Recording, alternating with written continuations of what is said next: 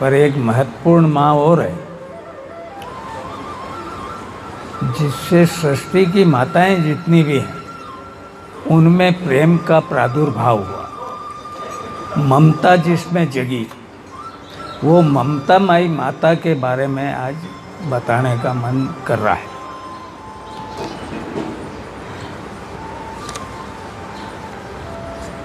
संस्कृति और संस्कार जो लुप्त भये कलिकाल, तिनको जीवत कीजिए सो गुरु दक्षिणा पाल।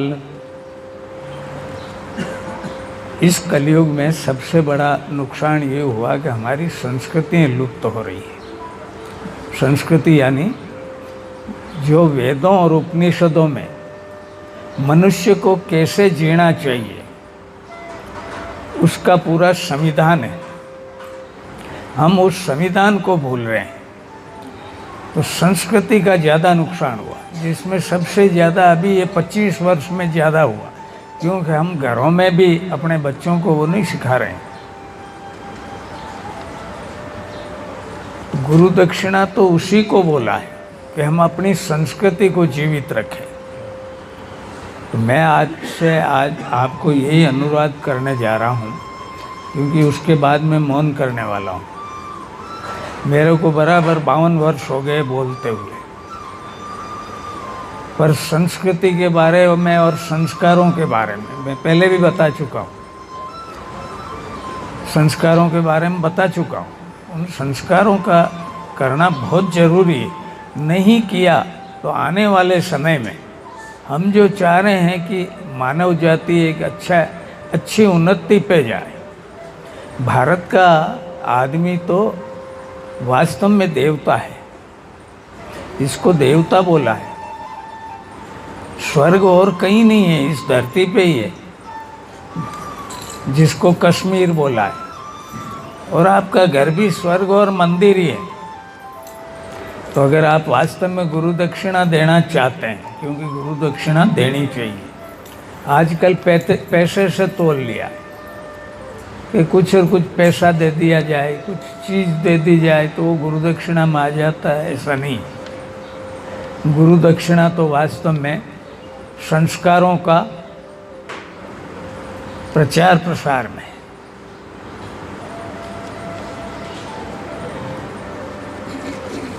तो अपनी संस्कृति क्या कहती है उसके हिसाब से ही चलना चाहिए। तीरथ सोई जह करि जल पाना, गंगा आदि रूप तहि जाना। उठे प्रात गो घृत मुख देखी, मिटत पाप दुख दारिद लेखी। तीर्थ वही हैं जिनमें प्राणी प्रवाहित होता रहता है, जल। अभी हरिद्वार में कुंभ चल रहा है, सब स्नान कर रहे हैं। स्नान करने जाते भी हैं, जाना चाहिए भी, क्योंकि जल बहता हुआ है। गंगा हमेशा निरंतर चल रही है, इसलिए निर्मल है। ठहर जाने से कहीं भी रुकावट होती है तो उसमें प्रवाह नहीं रहता है, पवित्रता नहीं रहती। तो गंगा का अविरल चलना ही अच्छा है। वैसे आदमी का भी बराबर चलते रहना ही अच्छा है। उसका जीवन चलने के लिए ही बनाया है, वो हमेशा चलता रहे। कुछ आदमियों को क्या है, आजकल तो 35-40 को के थोड़ी सफ़ेदी तो आ जाती है। क्योंकि आज ही मैं अभी सुन रहा था, मेरे को वीडियो देखना नहीं आता, पर अभी उन्होंने दिखा दिया मेरे को। तो उसमें दिया कि तिल्ली का तेल पहले हम काम में लेते थे तो सही में बाल काले थे, मेरे तो सब सफ़ेद हो गए।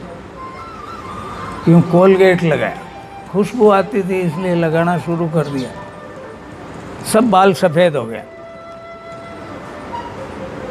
तिल्ली के तेल में वो गुण है। तिल्ली के तेल को अगर लगाया जाए तो बाल न तो झड़ेंगे और न सफ़ेद होंगे। और हम तिल्ली के तेल को तो भूल ही गए, खाना भी भूल गए और लगाना भी भूल गए। चमड़ी, जिसको स्किन बोला आप लोगों के यहाँ, बहुत सी चीज़ें बनाती कॉस्मेटिक, वो लगाते रहना चाहिए, पर तिल्ली का तेल अगर नियमित लगाएं तो चेहरे पे किसी प्रकार के धब्बे भी नहीं रहते। तो गंगा के बारे में बता रहता। तो एक माँ, तो मैंने गंगा के पहले ही बताया कि गंगा नदी नहीं है, माँ है। समुद्र मंथन में कामधेनु निकली, सब कामनाओं को पूरी करने वाली, कामनाओं की पूर्ति करने वाली गाय है। गाय जो है, गाय के जन्म लेने से, गाय के अवतरण से, गाय ने कोई जन्म नहीं लिया, वो तो मंथन से निकली है।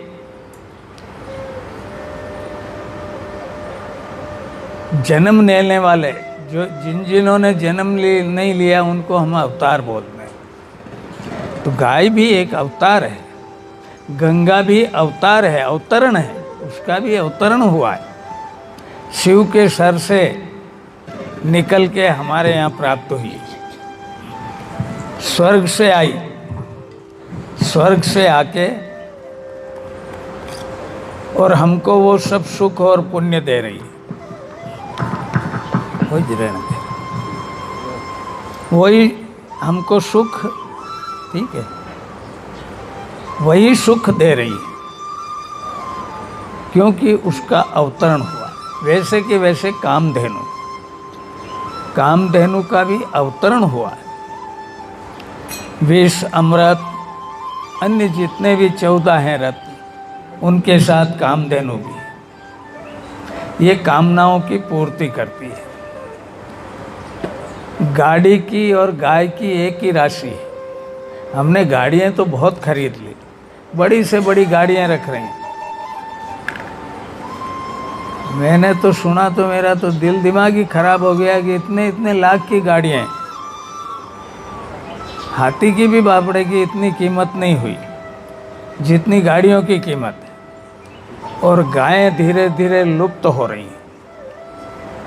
144 जाति में से केवल 45-46 जात भारत में रह गई, भारतीय गाय। तो गाय को कैसे बचाया जाए? केवल जय बोलने से नहीं होगा या दीवारों पे अपन लिख दें तब भी काम चलने वाला नहीं। इसका उपयोग बढ़ाना पड़ेगा। बाजार में जो चीज़ ज़्यादा बिकेगी उसका मोल अधिक बढ़ जाता है। अब ये जर्सी गायें आने से दूध मिल जाता है, चाय पीते हैं अपन लोग, और ज़्यादा से ज़्यादा जो है लोगों को 60% को डायबिटीज होगी। दूध पीने से डायबिटीज कैसे हो सकती है? और वो भी गाय का। ये न तो गाय है न भैंस है, ये दोनों ही नहीं है। ये जबरदस्ती अपन पी रहे हैं। अगर ऐसा होता तो रूस के वैज्ञानिक यहाँ से सांड और गायें लेके गए और वहाँ ले जाके उन्होंने भारतीय गायों को पाला है।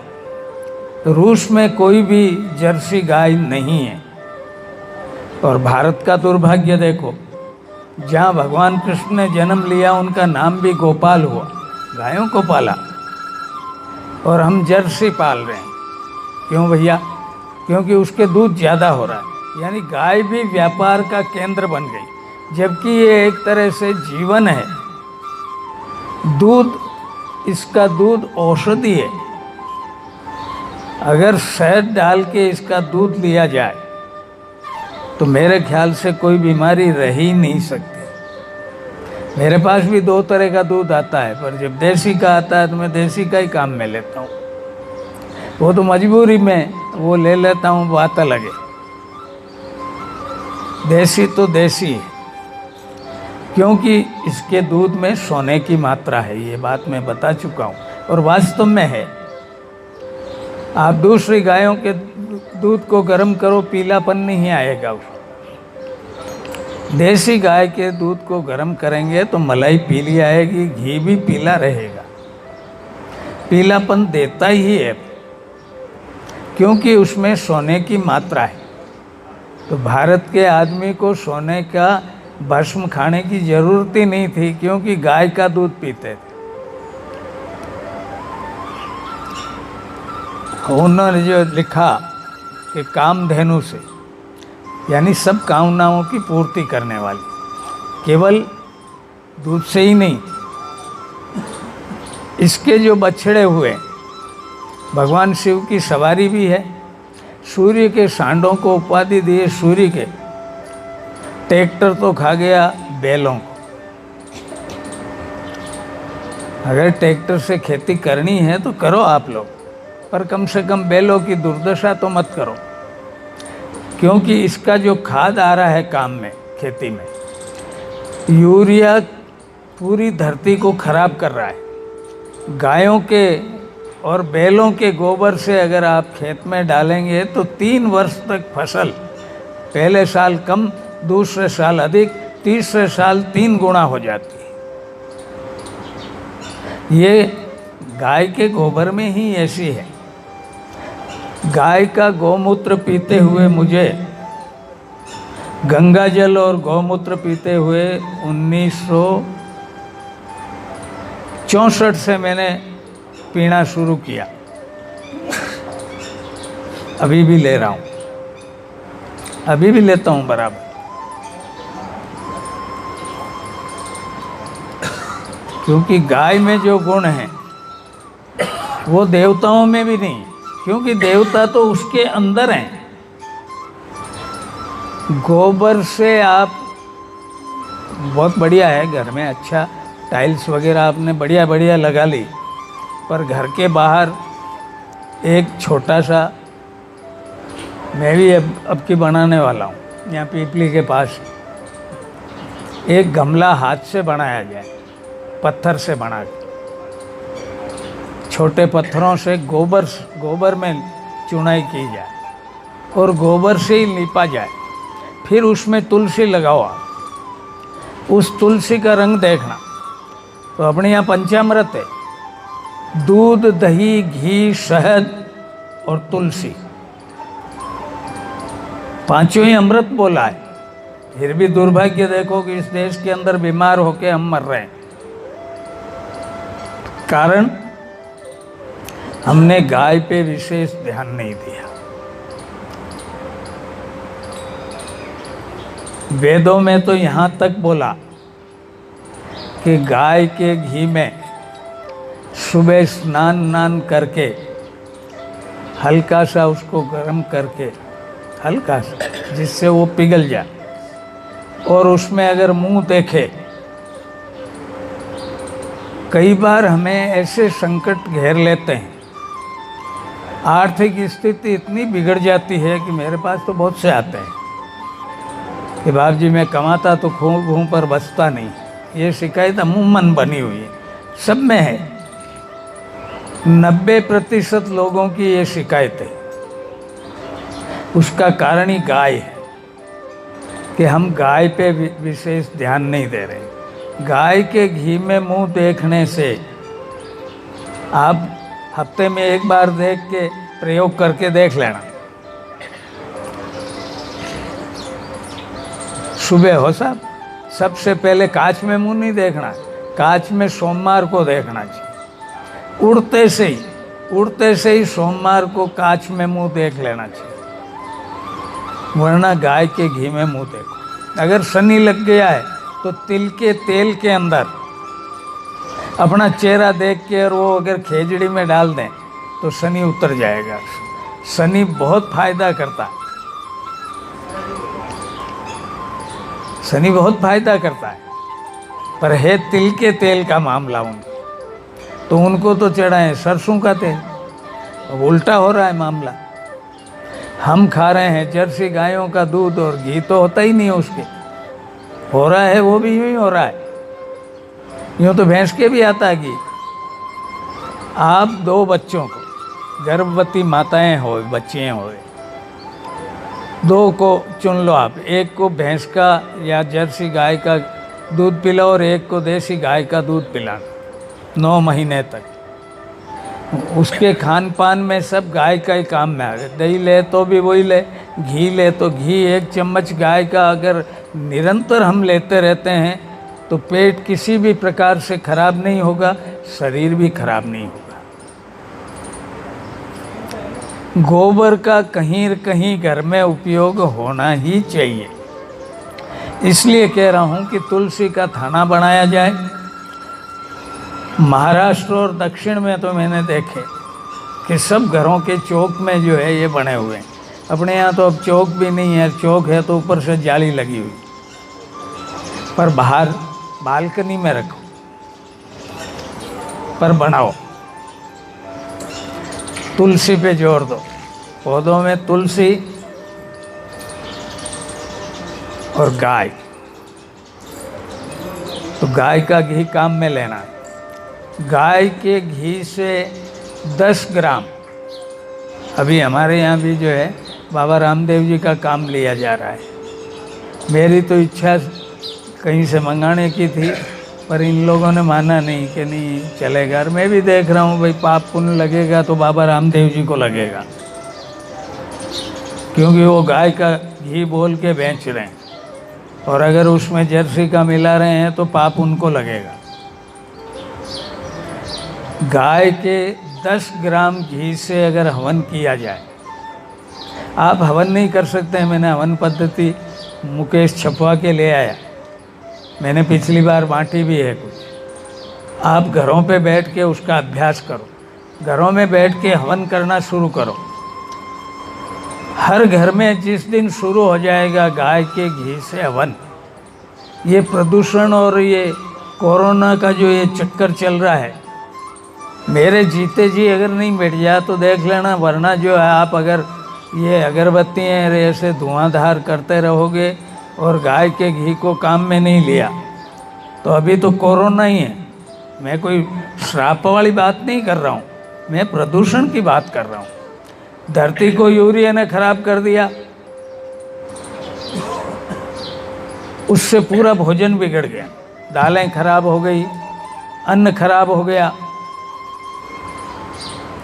आप किसी भी कीमत में यूरिया अपने खेतों में मत डालने। जिसको भी किसान को दे रहे हैं उसको बोल दे भाई तेरे जैसे तो कर, नहीं अपन स्वयं कराना शुरू करो। जमीन तो सब कुछ देती है, धरती माँ है, ये भी एक माँ है, माताएं ही देती है। पिताजी के जैसे तो दे, नहीं तो थप्पड़ दे दे। पिता दे नहीं सकता है, पिता तो केवल जन्म देने में ही सहयोगी है, कर्म करता है। पर इन कर्मों में, शुभ कर्मों में, संस्कारों में, संस्कृति पे विशेष ध्यान दे पिता लोग, माता। तो 2 गर्भवतियों को, एक को भैंस का या जर्सी गाय का पिला के देख लें और एक को देसी गाय का पिला के खिला के देखें। उन दोनों बच्चों में, बच्चे जब होंगे, होगा भी बच्चा, कि जिस गाय को बछड़ा चूंक रहा है, बछड़ा जिसका दूध पी रहा है, उसका अगर दूध दही घी काम में लिया जाएगा तो बच्चे ही होगा।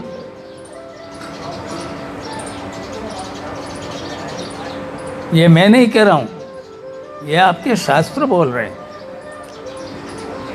और शास्त्र जो बोलते हैं, महापुरुष जो बोलते हैं, महापुरुष वो हैं जिन्होंने उनका प्रयोग करके देखा। मेरे गुरु महाराज तो कई तरह की भस्मियाँ भी बनाते थे, दुनिया भर का वो इलाज करते थे। इतनी शीशियाँ निकली कि उनको मेरे को खड्डा खोद के डालना पड़ा, क्योंकि उनके ऊपर नाम नहीं थे। अब मेरा दुर्भाग्य कह लूँ या समय नहीं था कि मैं जल्दी नहीं आ पाया, या यूँ कहूँ मेरे हाथ में आना भी नहीं था। मैं तो यहाँ से 550 किलोमीटर पे था, उनने बुलाया नहीं था, क्योंकि मेरे को उनको वैद्य नहीं बनाना था। नहीं तो शायद हो सकता है भस्मियों के चक्कर में मैं वैद्य बन जाता। वैद्य बनना अच्छा नहीं था। इसलिए उन्होंने यही काम सौंपा मेरे। तो मैं आपसे हाथ जोड़ के निवेदन कर रहा हूँ कि आपके संपर्क में जितने भी लोग हैं उनको सबको बोलिए कि देसी गाय ही रखें, कम ज़्यादा की चिंता मत करो। दूध आप 2 रुपये 5 रुपये ज़्यादा लेंगे तो मिल जाएगा, महंगा बिकेगा। जब ऊँटनी का दूध चौराहे पे बिक सकता है तो गाय का कैसे नहीं बिकेगा? बिल्कुल बिकेगा, अच्छा भाव मिलेगा। तो सबके लिए व्यापार ही नहीं सोचना चाहिए। व्यापार के लिए तो अपन बहुत काम कर रहे हैं, हमें अपने बच्चों का भी ध्यान रखना है, क्योंकि हम उस गाय का खिला के उस गाय का खिलाने में बच्चों पे भी उसका प्रभाव पड़ रहा है। ठस होंगे, भैंस का दूध पीने वाले बच्चे देखें, एक जना ए बात कर रहे हो, क्या कर रहे हो, ऊपर जाके कुत्ते को भगा। ये घेर लिए बैठे बैठे बातें कर रहे हैं। ये तो ऐसे जानवर हो जाते हैं फिर पैदा। ये माताओं के ही बनाए हुए हैं सब। ये सब माँ तो खुश होती है कि मैंने बेटे को जन्म दिया, पर किस बेटे को जन्म दिया? अभी मैंने प्रहलाद का देखा था, पर माँ ने निश्चय कर लिया कि मैं आश्रम में ही रहूँगी। गर्भ धारण बात करने के बाद प्रहलाद की माँ जो है राजभवन में नहीं रुकी, आश्रम में चली गई। देवयोग से महर्षि नारद जी के आश्रम चली गई, और नारद के नियंत्रण में ही उसने बच्चे को पैदा किया, और प्रहलाद जैसा भक्त हुआ। और आज ये मेरे को आज ही पता लगा कि वो भी क्षत्रिय थे। आज के क्षत्रिय जो है दारू की गुटकियाँ दे रहे हैं, छोटी छोटियों को गोद में लिए हुए को मेरी आंखों से देखा। मैं भी इस जात में जन्म लिया, मैं ये बहुत खोटा हुआ। अगर मैं शायद ब्राह्मण के यहाँ जन्म लेता तो गजब का हो जाता। मेरे माता पिता ब्राह्मण ही थे, पर साथी और संगी हमको गलत मिल गए। उसका प्रभाव रहा 20 वर्ष तक। 20 वर्ष बाद संस्कार जागृत हुए। क्यों रे यज्ञाचार, पलंग पे काम बैठ रहा, नीचे बैठ, उसको भी उठा, वो पलंग खड़ा कर। ये माताएं सब नीचे बैठे हैं, तुम ऊपर कुछ सीखो, बैठना उठना तो सीखो, ज़्यादा कुछ नहीं सीख सकते। बड़ों के सामने ऊपर कभी भी नहीं बैठना चाहिए, जो भी घर में बड़े। और एक हाथ जोड़ के और निवेदन है कि बड़े जब भी आवें प्रणाम नहीं करो तो भैया कम से कम मोबाइल तो बंद कर दो यार। वो आवे जब मोबाइल बंद करके उनको प्रणाम करो भाई। ये एक बहुत ख़राब मामला हो गया। मोबाइल बहुत अच्छी चीज़ है, अभी मेरे को 2-3 चीज़ें बहुत अच्छी मिल गई। अब तो मेरा भी मन करने लगा है कि कुछ सीखना चाहिए, पर सीख नहीं सकता। इनने चलाने का बोला तो मैं दबाता रहा तो वो आ गया। कहने का मेरा मतलब है गाय का, गाय के ऊपर विशेष ध्यान दिया जाए। वो भी अभी एक प्रधान जी भी लेके आए हैं गाय के बच्चे, और वो गायत्री मंत्र कर रहे हैं। उसका प्रभाव देखो आप, बच्ची लेके आई, वो गर्भवती निकली और गर्भवती निकल गई। तो बच्ची घर पे पहुंची, गर्भवती पहुंची। अब उसकी खिलाई पिलाई कर सबका बता दिया, वो उसी हिसाब से करेंगे। उसका दूध अगर उनकी पत्नी को पिलाया जाए उस समय जब वो गर्भवती हो, फिर देखना अब क्या बच्चा होता है। तो बच्चों का भी प्रयोग किया जाना चाहिए। लट और जानवर पैदा करेंगे, रोगी हो कि बना क्या नाम है कि रोने लग जाते, ऐसा बना क्या काम का? पैदा हुआ और नहीं हुआ बराबर है। आशा तो ये करते हैं कि कहीं युद्ध में काम में आएगा, वो तो नाम पूछने से ही रो रहे हैं, क्योंकि हमने उनको संस्कार नहीं दिए। तो संस्कारों पे विशेष ध्यान, संस्कृति पे विशेष ध्यान। तो गाड़ियों को रखो आप, मैं गाड़ी का मना नहीं कर रहा, पर एक गाय जरूर रखो। गैरेज भी तो बना रहे हो, घर में कहीं ना कहीं गाड़ी रहने की जगह है। अगर ऐसा नहीं कर सकते हैं तो गाय के जितना तो ज़मीन, 1 बीघा ज़मीन का कोई बहुत बड़ी रकम नहीं लग रही, थोड़ी दूर खोद लो और वहाँ गाय रखो।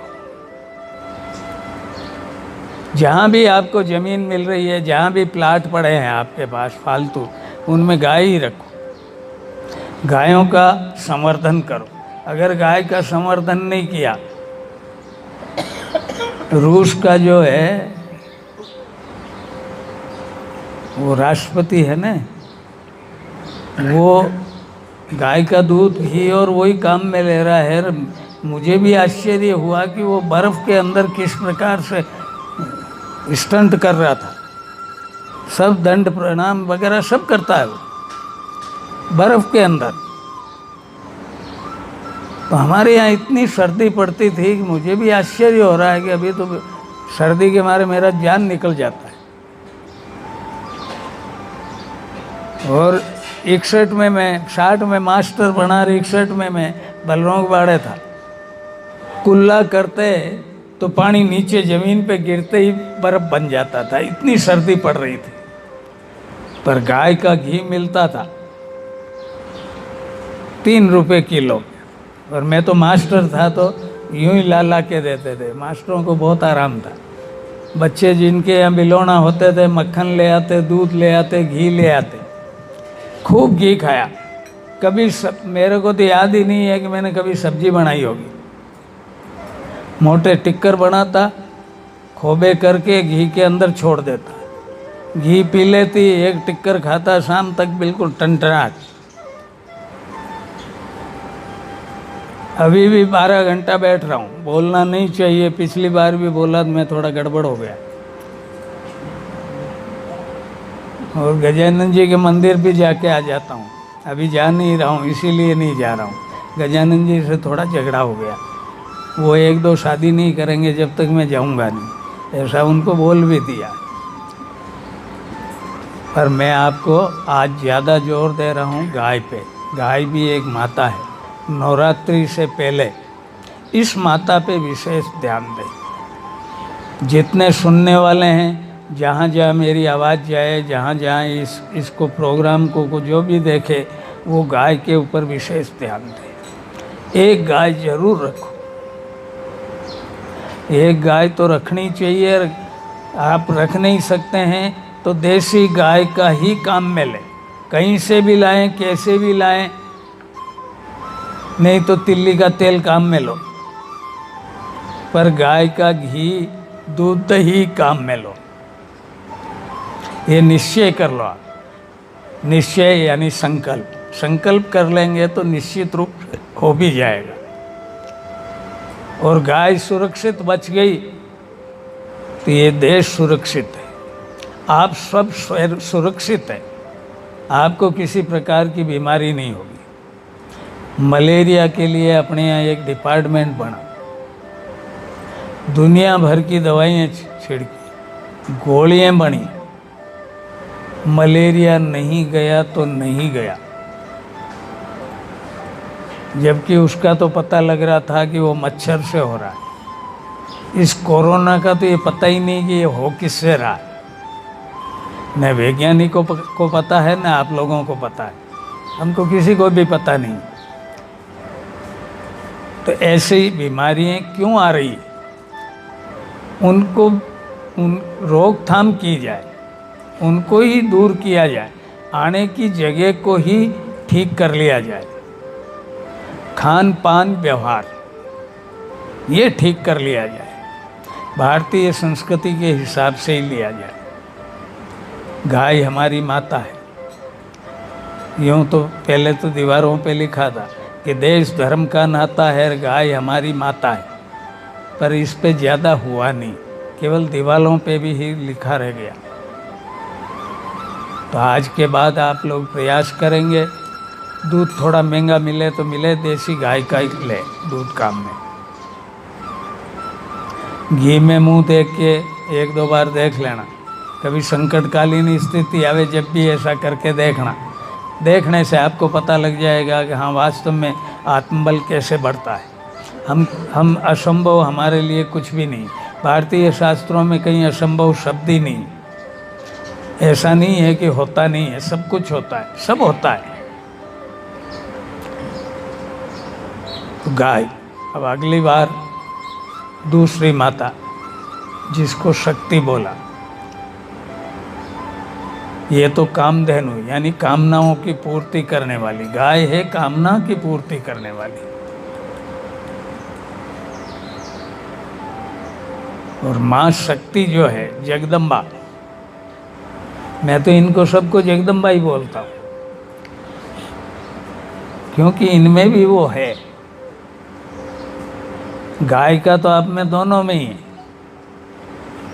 पर माँ का जो है महिलाओं में अधिक है, पुरुषों में कम है। उसका कारण उनमें थोड़ी श्रद्धा की